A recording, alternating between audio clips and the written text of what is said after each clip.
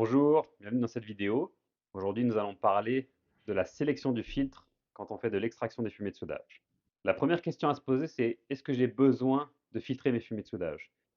Il y a trois cas de figure qui feraient que la réponse serait oui.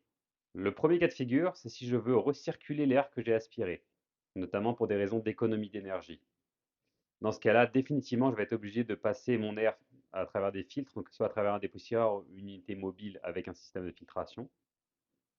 Et là, ensuite, je vais pouvoir envoyer l'air filtré dans mon environnement de travail. Ce qu'il faut savoir, c'est que selon les polluants qu'on va aspirer, il est parfois pas possible de recirculer.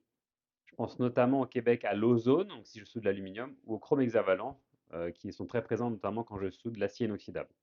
Dans ces cas de figure, peu importe s'il y a des filtres ou non, s'il y a un dépoussiéreur ou non, je ne peux pas renvoyer l'air filtré dans l'usine. Le deuxième cas de figure, ça va être selon les normes environnementales. Au Québec, par exemple, il ne faut pas que la concentration de polluants que j'envoie à l'extérieur dépasse 30 mg par mètre cube pour chaque point d'évacuation. Si jamais je suis au-dessus de cette concentration, dans ce cas-là, je suis obligé de filtrer mes fumées avant de les envoyer à l'extérieur. Finalement, le troisième cas de figure, ça peut être des normes et des standards internes, par exemple pour les compagnies qui sont ISO 14000 ou qui utilisent d'autres standards environnementaux qui les obligeraient à filtrer leurs particules avant de les envoyer à l'extérieur. Au niveau des matériaux utilisés pour les filtres, le standard dans l'industrie, ça va être d'utiliser du cellulose polyester, donc qui va être un mélange de 80% de cellulose et 20% de polyester, qui est donc le matériau notamment du filtre que j'ai ici avec moi. L'autre aspect important à comprendre, c'est les codes d'efficacité, qui s'appellent les codes MERV, pour Minimum Efficiency Reporting Value. Ces codes-là, en fait, vont déterminer l'efficacité de filtration selon la taille des particules. Dans le cas des fumées de soudage, les particules contenues dans les fumées vont mesurer 0,005 à 20 microns, et une grande partie va être inférieure à 3 microns. Ce que ça veut dire, si on revient au tableau des cotes MERV, c'est qu'on va avoir une cote minimum de 13. À partir d'une cote de MERV de 13, ça commence à être relativement efficace pour les particules sous-microniques, et c'est déjà très efficace pour les particules de 1 à 3 microns. Donc c'est vraiment le minimum qu'on va vouloir utiliser pour nos fumées de soudage.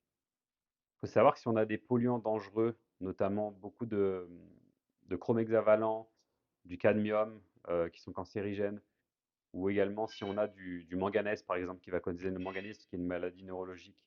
Là, on va vouloir aller chercher des cotes MRV qui peuvent être même supérieurs à ça pour encore améliorer notre efficacité de filtration. On pourrait même aller jusqu'à un filtre EPA, qui est une cote MERV de 17 et plus. Ça donne une efficacité minimum de 99,97% pour les particules de 0,3 à 1 micron. Donc, c'est extrêmement efficace. Par contre, ce qu'il faut savoir, c'est que les filtres EPA sont très très chers. Ça peut coûter facilement 10 fois le prix d'un filtre standard. Et donc, pour ça, on les utilise en deuxième stage de filtration. Ce que ça veut dire, c'est que les fumées vont d'abord passer à travers un filtre standard, puis par la suite à travers un filtre EPA qui va avoir besoin de filtrer seulement les particules qui sont passées à travers le premier étage de filtration.